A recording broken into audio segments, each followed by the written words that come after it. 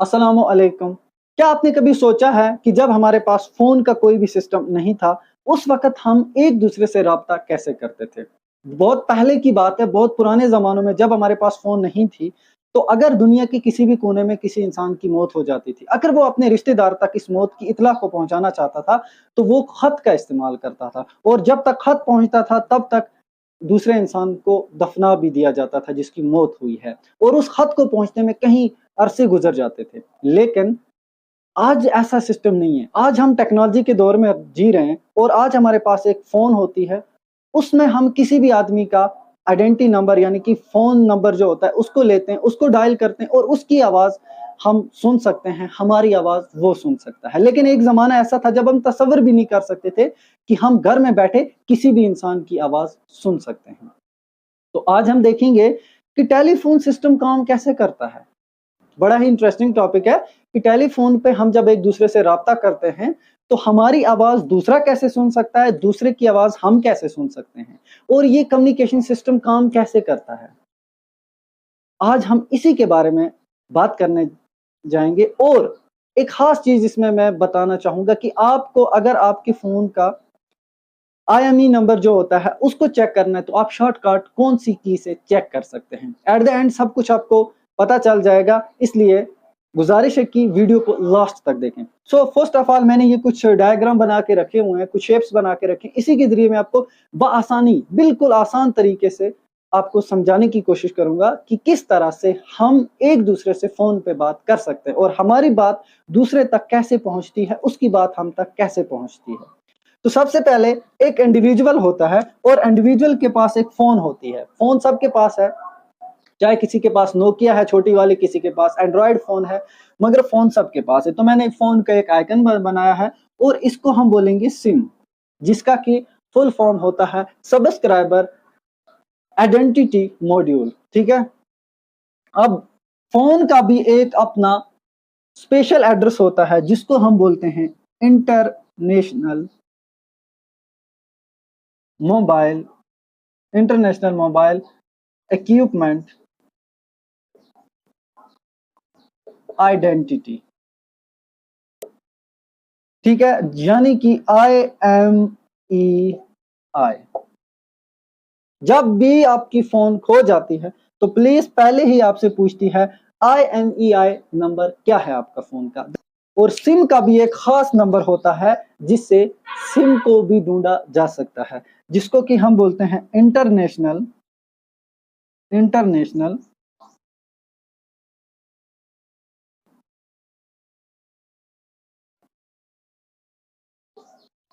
Subscriber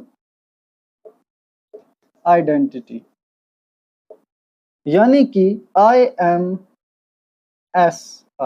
IMSI number किसका होता है? सिम का होता है। तो यानी कि ये आपके पास सिम है, सिम का IMSI नंबर होता है, फ़ोन का IMEI नंबर होता है। सबसे पहले आप तो ये समझो। उसके बाद हमारे पास जब भी हम सिम खरीदते हैं, कम्युनिकेशन के लिए 2 चीज़ों का होना ज़रूरी है। एक तो हमारे पास फ़ोन का होना ज़रूरी होता है कि हमारे पास कोई भी फ़ोन हो, कोई भी डिवाइस हो, जिसके ज़रिए हम कम्युनिकेट कर सकें। उसके बीच में एक ख़ास चीज़ लगती है, जिसको बोलते हैं सिम। यहाँ पे सिम मैंने अलग रखी है। जब आप सिम लेने के लिए जाते हो, आपने सोचा होगा कि वो आइडेंटिटी प्रूफ क्यों माँगते हैं? इलेक्शन कार्ड माँगते हैं, आधार कार्ड माँगते हैं।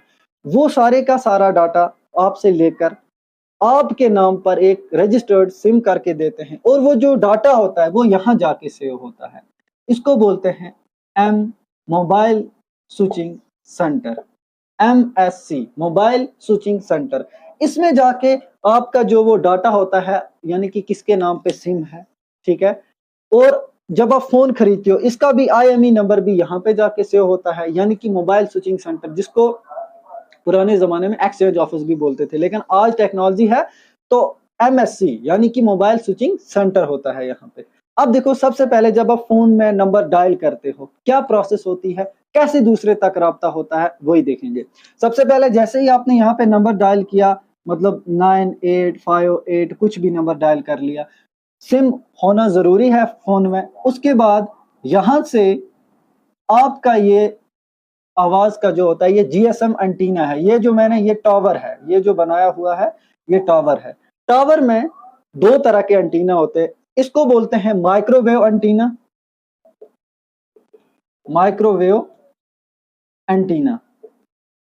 ये आपने देखा भी होगा, आपने जब भी टावर को कभी गौर किया होगा, एयरटेल टावर, बीएसएनएल टावर, कोई भी टावर, उसमें दो तरह के एंटीने होते हैं। एक इस तरह से खड़ा एंटीना होता है और दूसरा इस तरह से गोल गोल एंटीना होता है। जो गोल होता है उसको बोलते हैं माइक्रोवेव एंटीना और जो खड़ा होता है इसको बोलते हैं GSM antenna, global system for mobile communication. ठीक है, जीएसएम एंटीना इसको बोलते हैं। ठीक है, जो टावर के ऊपर खड़े खड़े पूरे इस तरह के एंटीना बने होते हैं। तो सबसे पहले जब नंबर डायल करते हैं तो इस एंटीना का काम क्या रहता है, फोन को सेंड करना, रिसीव करना, यानी कि आपकी आवाज को भेजना दूसरे तक और दूसरे की आवाज को आप तक पहुंचाना, इसी का काम होता है। जैसे ही आपने नंबर डायल किया, इस वाले एंटीना में, माइक्रोवेव एंटीना में नहीं जाता है आपकी इंफॉर्मेशन, सबसे पहले जाती है किसमें, जीएसएम एंटीना में, यानी कि global system for mobile communication. दो बंदे हैं, एक श्रीनगर रहता है और एक जम्मू रहता है। अब इनमें कम्युनिकेशन जो है वो कैसे होगी, विद एन एग्जांपल हम देखेंगे। ठीक है, तो देखिए, सबसे पहले एक बंदे का नाम राहुल है और दूसरे का नाम मनोज है। ये बंदा कहाँ रहता है, ये बंदा रहता है कश्मीर में।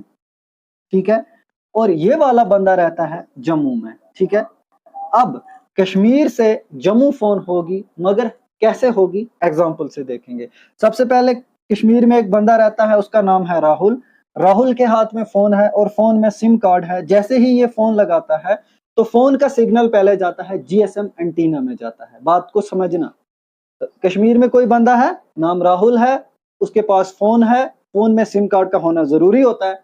यहां से जब वो फोन लगाएगा, सबसे पहले उसके नजदीकी टावर जहां पे वो रहता है, जहां पे सिम रजिस्टर्ड है, ठीक है ना, तो मान लो आपके पास एयरटेल सिम है, बीएसएनएल सिम है, कौन सी सिम है, उसका जो रजिस्टर्ड टावर होता है, नजदीकी टावर, उसके एंटीना पे जाएगी। मगर कौन से एंटीना पे जाएगी, जीएसएम एंटीना पे जाएगी, global system for mobile communication जो एंटीना होता है, इस पे जाएगी, सिग्नल जाएगी। यहां से ये एंटीना इस कॉल को फॉरवर्ड करेगा यहां पे मोबाइल स्विचिंग सेंटर पे। कि मोबाइल स्विचिंग सेंटर का काम अब क्या रहेगा, मोबाइल स्विचिंग सेंटर का काम रहेगा कि इसकी आइडेंटिटी को चेक करना, ये कौन है। अब जब यहाँ पे आइडेंटिटी दो तरह से चेक होती है, एक तो फोन की आइडेंटिटी होती है, जैसे जैसे मैंने पहले भी बोला, फोन का नंबर क्या होता है, IMEI नंबर जो होता है वो भी चेक होता है, और सिम का नंबर क्या होता है, IMSI नंबर जो होता है वो फोन का चेक होता है, सिम का, सॉरी।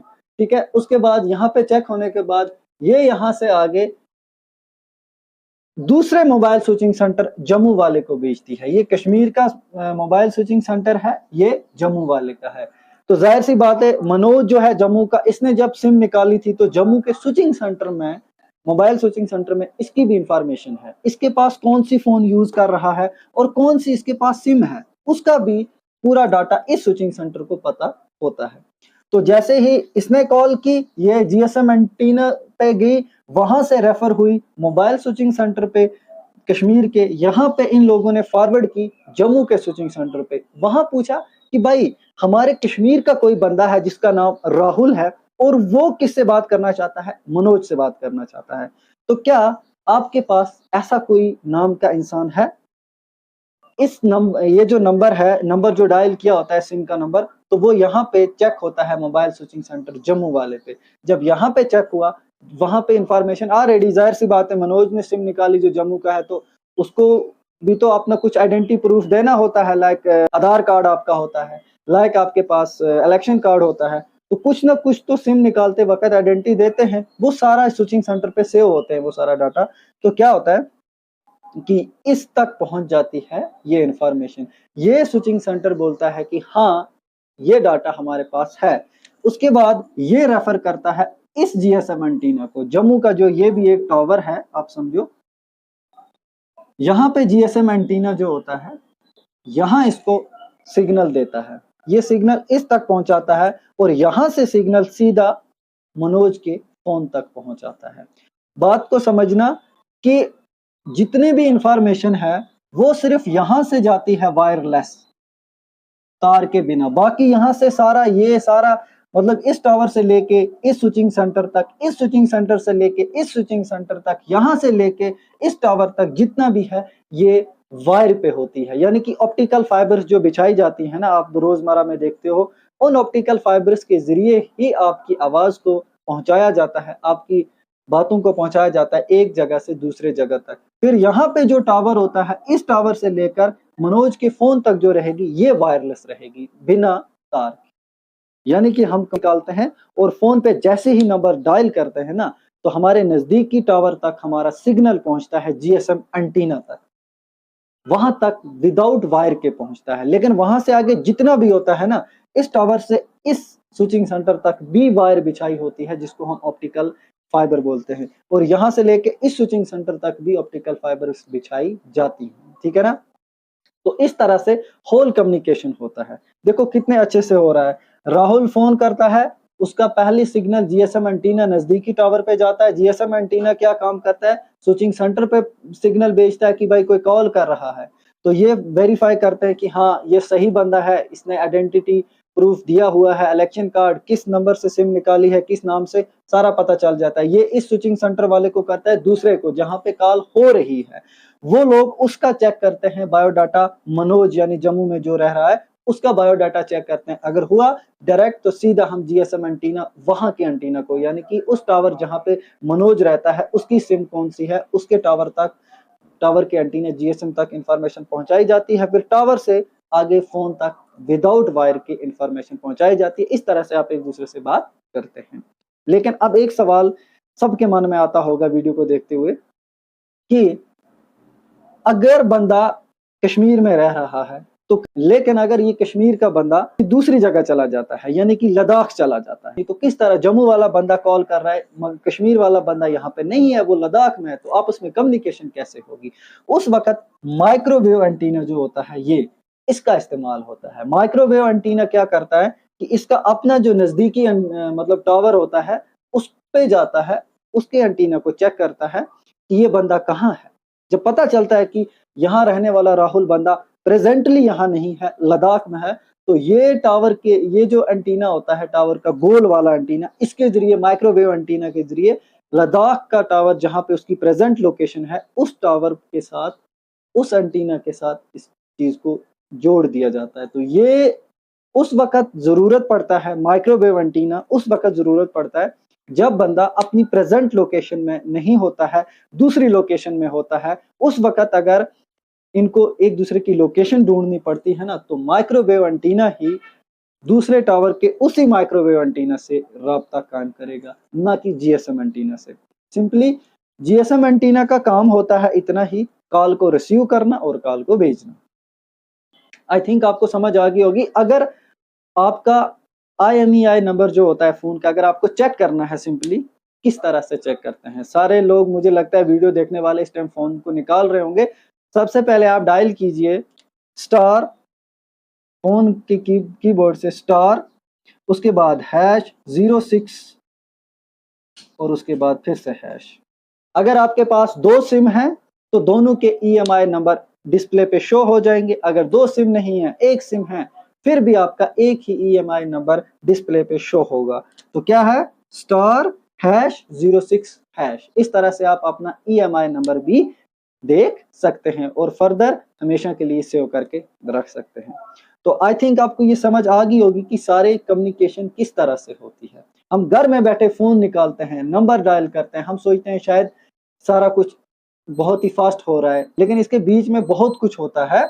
और देखो ये काम कितने में होता है। जब आप नंबर डायल करते हो, आप हेलो ट्यून सुनते हो ना, जब आप किसी को कॉल करते हो, या तो हेलो ट्यून रखा होता है, बहुत सारी बेल होती है, जो बेल होती है उतने वक्त में, और जो हेलो ट्यून कभी कभार बजता है उतने वक्त में, ये सारी प्रोसेस होती है। जब आप किसी को कॉल करते हो और उसका आप हेलो ट्यून सुनते हो, हेलो ट्यून सुनने के दौरान ही यहाँ से फोन से वायरलेस कम्युनिकेशन जीएसएम एंटीना तक पहुंचती है। जीएसएम एंटीना से स्विचिंग सेंटर तक इंफॉर्मेशन को चेक किया जाता है। फिर दूसरे स्विचिंग सेंटर को जहां फोन करनी है, होनी है, उस स्विचिंग सेंटर तक पहुंचती है इंफॉर्मेशन। वहां से उसके जो बंदा है जिसको कॉल करनी है, उसके जीएसएम एंटीना तक ये सिग्नल पहुंचाए जाते हैं, फिर उससे वायरलेस कम्युनिकेशन हो जाती है उसके फोन तक। यानी कि इतना काम होता है उतने ही टाइम में जितने टाइम में बेल रिंग हो रही होती। ठीक है, 4G का जो जमाना आया, यानी कि लॉन्ग टर्म एवोल्यूशन जिसको हम बोलते हैं, LTE आपने देखा होगा आपके फोन के ऊपर होता है, जिसको बोलते हैं लॉन्ग टर्म एवोल्यूशन। ठीक है, इससे क्या होता है, इससे इंटरनेट पे डाटा बहुत ही फास्ट ट्रांसफर होता है एक जगह से दूसरे जगह। जैसे ही 4G टेक्नोलॉजी यूज होने लगी और हम एक दूसरे से कम्युनिकेशन जब भी करते हैं, तो उस वक्त हमारे पास कम्युनिकेशन अच्छे से नहीं होती है, क्योंकि जब हम बात करते हैं ना, तो उस वक्त हम RF टेक्नोलॉजी पे बेस होते हैं, यानी कि रेडियो फ्रीक्वेंसी जो टेक्नोलॉजी होती है उस पे हम एक दूसरे के साथ बात कर सकते हैं। लेकिन लाइट जो होती है ना, ये LTE जो आपने देखा होगा, जब 4G को आप छोड़ते हो, इसका फुल फॉर्म होता है लॉन्ग टर्म एवोल्यूशन। ये होता है सिर्फ डाटा को ट्रांसफर करने के लिए। लेकिन स्टार्ट में क्या हुआ, जैसे ही 4G लॉन्च हुई ना, उस वक्त क्या होता था कि जब हमारे पास डाटा ऑन होता था, हम किसी को कॉल करते थे तो बड़ी मुश्किल होती थी, सिग्नल पूरे नहीं मिलते थे, हम दूसरे की आवाज नहीं सुन सकते थे।